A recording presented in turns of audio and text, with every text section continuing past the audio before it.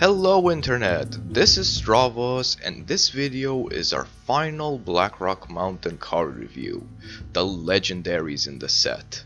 This is gonna be pretty cool. Now there's 5 total legendaries in this set, 2 of them we've already discussed before, one is Rend Blackhand. Long story short, I wasn't too impressed by this card. I thought the stats were terrible, the effect is too situational.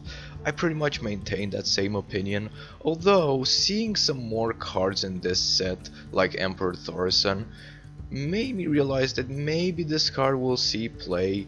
There's a few legendaries that'll hit really well, but I still think that in most situations a BGH or just a hard removal will do better. And also Nefarian, we've talked about him before. He still has the same problems I've mentioned in my previous video. He's a little bit too slow, a little bit too unreliable, and still dies to BGH. However, because Dragon Consort now exists, I think this card might be playable in Paladin, and maybe it'll be pretty good. Random though. But let's talk about some new cards. First off, we have Chromaggus. It is a 8 mana legendary minion, it has 6/8 stats, it is a dragon, and it reads, whenever you draw a card, put another copy into your hand. I think this card works very well with the dragon theme. It's going to probably be one of the main cards that puts into dragon decks and tried out. Exactly how good it'll turn out to be is a little bit debatable. The stats, 6/8 for 8 mana is technically below average, however in this case they're very good in terms of distribution. 6 attack means it doesn't die to big game hunter unlike some other big dragons. 8 health is durable enough, and 8 mana instead of 9 mana is a pretty big difference actually. The effect is a very value oriented effect. You duplicate your cards, that means you have more cards, that means you have more staying power, you can last longer, you have more options. It works well with a few cards. For example, Wild Growth can both accelerate into this big minion, and excess mana from Wild Growth can draw you 2 cards instead of 1. Also Wrath can do that as well, and also Ancient Lore can do that as well. So this seems to be a pretty good minion in Druid, maybe even in some sort of a control rogue, maybe because you can combo it with Shiv or maybe Prep Fan, stuff like that. But of course, I think the main class to look out for is Paladin because of Dragon Consort. So how does Chromaggus compare to other similar cards? Comparing it to Kel'Thuzad, Kel'Thuzad's pretty much better. Kel'Thuzad's effect is incredible if it hits really well, it pretty much single-handedly wins you the game. What about Sneasel Shredder, another 8 mana minion? I would argue can give you way more value than just duplicating a card by putting a Tyrion or a Ragnaros on the field after it dies. The problem with this card is that it's a slow, big card that pretty much does nothing the turn you play it, and you kinda have to expect your opponent to have something to deal with it. But if your opponent doesn't have something to deal with it, it's pretty good. However, there's other cards like we discussed that might be better in most situations. We'll have to see. I would give it a 6 out of 11 in Constructed. It's okay, it's a pretty good card, it'll probably see play like I said in Paladin, but other than that I think it'll be pretty difficult to make use of. In Arena, this card is significantly better. It's a solid all-around minion that you can just plop down, and if it lives you'll gain a lot of value, and gaining a lot of value in Arena is really good. And if your opponent doesn't have some hard removal and they have to sack a few guys into it to kill it, it's also pretty good.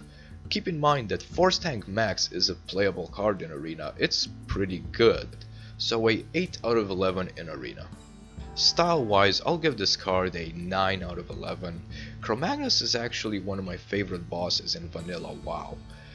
It has some pretty interesting mechanics going on, and the card in Hearthstone also has some pretty interesting mechanics going on.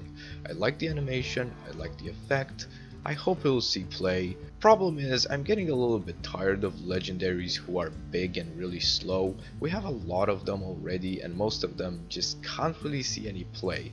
Thankfully at least this doesn't die to big game hunter. Up next we have Majordomo Executus. Oh man, it is a 9 mana minion, it has 9/7 stats, and it reads Death Rattle. Replace your hero with Ragnaros the Fire Lord. By fire be purged!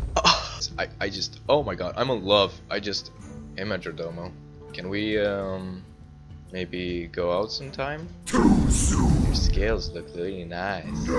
This is a really awesome card. I have to say, I did not expect something like this.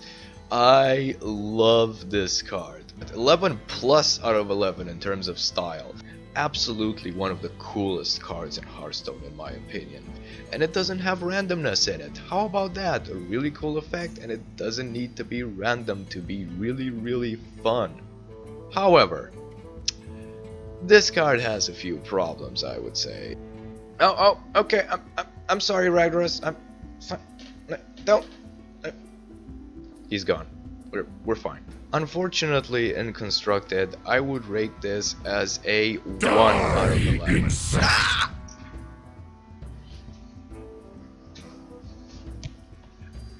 Okay. I'm wearing a disguise so Ragnaros won't find me. Shh. Alright. This card does have a few major problems. Okay. First off, it is a 9/7 for 9 mana. That is not good at all. It's below average for the mana cost, but that doesn't really matter. What really matters is that it's very vulnerable to Big Game Hunter, and 7 health means it's actually less durable than Chromaggus, for example, or just a regular giant. And it doesn't do anything the turn it's played, and for it to do anything, it has to have a very specific scenario. More often than not, this card will just get you killed. It'll just get Big Game Hunter, and your opponent will just deal 8 damage to your face, and you've lost. Dealing 8 random damage to a minion, that's what Ragnaros does, which is really awesome, by the way. But sometimes you actually might prefer your regular hero power. So yeah, this card does unfortunately get a 1 out of 11 in Constructed. As far as Arena goes, it's still a pretty bad card. Although it's a big minion that you can just plop down, getting it on turn 9 as opposed to turn 8 for a card that doesn't give you any immediate value and again can just straight up get you killed. Yeah, I don't think it'll work out too well. I'll rate it a 4 for Arena though. It's not horrible. You can actually, I think, make this work in Arena just because it's a big minion and it can trade for a lot of your opponent's dudes, and if it dies, you might just kill your opponent's minions with the hero power itself. And thus, we have arrived at the final card in the entire set, Emperor Thaurissan. It is a 6 mana legendary minion. It has 5/5 stats and it reads, at the end of your turn, reduce the cost of cards in your hand by 1. So every turn this guy stays on the board, all of your cards in your hand get 1 less mana cost. Crazy. Totally crazy. Everybody's talking about this card like it's by far the best card in a set, that it'll completely change the game, that Blizzard doesn't test anything, that this is the next Dr. Boom. Blah blah blah. No, I disagree. Don't get me wrong, I think it is a good card, but I think people's reactions to this card have been pretty similar to people's reactions of Troxor in the previous expansion. Okay, relax. I'm not saying that this card is as good as Troxor. It is a better card, but it shares a lot of the same problems. When you first look at it, it looks amazing. It stops your opponent from casting spells. How crazy is that? If your opponent casts any spells to deal with anything on your board, you get Trox, just until you realize that you can kind of AoE them down anyway, and if you're behind, this card is very hard to play. It will just die and you spend a lot of your turn for a subpar minion in terms of stats. In much the same way, Emperor Thaurissan, you spend 6 mana to get 5/5 minion. Now, that's not terrible, that's acceptable, right? Sylvanas is the same thing, a 6 mana 5/5, and Sylvanas is getting played in a lot of decks. Actually, a lot of people argue that Sylvanas is overpowered as well, And I don't really agree with that either, because I think Sylvanas is too slow in a lot of decks. You can't really put Sylvanas down on the board against an aggro deck. You can't really play Sylvanas in an aggro deck. In a control matchup, your opponent can deal with her pretty easily sometimes. However, Sylvanas, when she is on the board, even though she technically doesn't do anything to alter the state of the board, it does change the game dramatically. Your opponent has to think about the game in a different way, because if your Sylvanas gets something really good, like a 6+ mana cost card, it's potentially a 12 mana swing. You would have to have 12 cards in your hand for Emperor Thaurissan to technically do the same thing. It works very much in the same way. It technically doesn't do anything. The effect will only be visible next turn, much like Sylvanas. However, it does change the way your opponent has to think about the game, because now you have different options in your hand being a lower cost in general.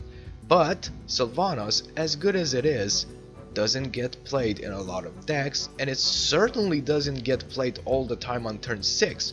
Why? Because it's a tempo hole. In most situations you will choose to not play this card over much better options. In fact, I would argue that Emperor Thaurissan is one of the worst plays you can do on turn 6 if you're even slightly behind. You can't just afford to put down a minion that doesn't have great stats and doesn't do anything on that turn and expect to get away with it and be able to play all your cards just fine. Like I said, against aggro decks, this card is not really that good. You'll just get overrun. Yes, you can play it, and then the next turn you could maybe play your removal for less mana cost, but 90% of the time it's better to play removal that turn so you don't die. And against control, you can say that this card gains a ton of value, right? You'll just have a lot more options. You can do things like Sylvanas plus Brawl in Warrior. You can combo in Druid on turn 7. Yes, those are all good options. However, in control versus control, a lot of the times you float mana. I don't think people realize just how meaningless 4 innervates in your hand can be. They can just be completely worthless. You are not going to put down your entire hand because you can. You're going to play the cards that deal with what your opponent did and put you ahead. If your cards don't deal with what your opponent's doing, regardless of their mana cost, you're probably going to lose. It's a much more situational card than people think. I don't think it's anywhere near Dr. Boom. The thing about Dr. Boom that makes it completely damn broken is the fact that you can play him against anything in any situation. If it's turn 7, Dr. Boom is a good play.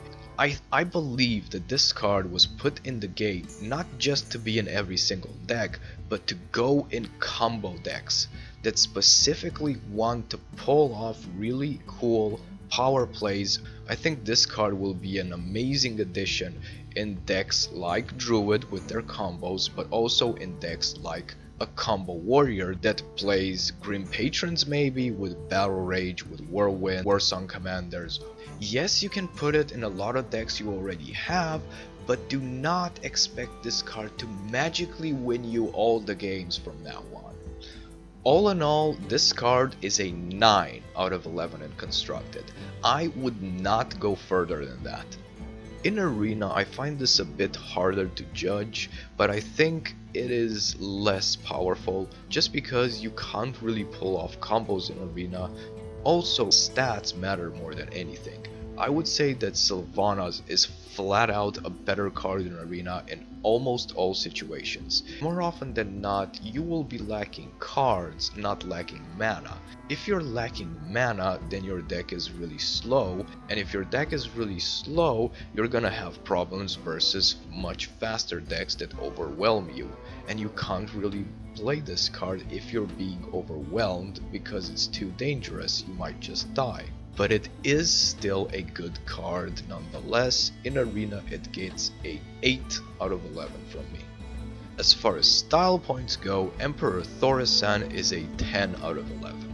I love this card, okay? Don't get me wrong, I just don't think it's as good as everybody thinks it is. I don't think it's as broken as Dr. Boom, not even close.